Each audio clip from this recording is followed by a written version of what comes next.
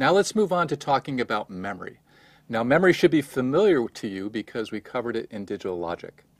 So to review, a memory is a 2 to the k by m array of stored bits. Now in this case, this is going to hold instructions and data for our machine.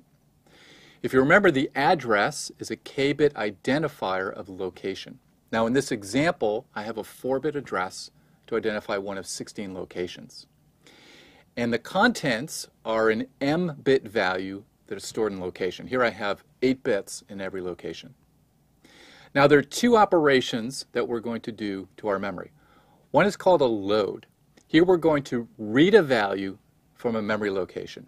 In our case, we're going to read that value and we're going to put it into one of the registers in our processing unit. We can also go the other way. We're going to take a value from a register and we're going to store it into memory. We're going to take it from that register and we're going to write it into a particular location in memory. The memory interface defines how the processor communicates with the memory. Now our processor needs to read and write memory, and so first of all we need a place to hold the address, the location that we want to read or write.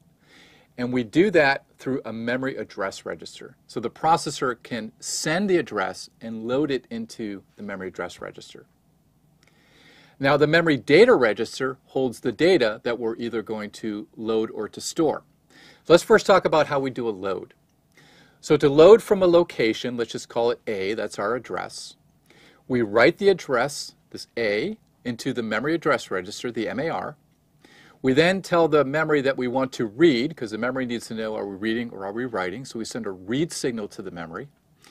And then the memory gets the data from the address location and then puts that into the MDR. Now when we do a store, we go the other way.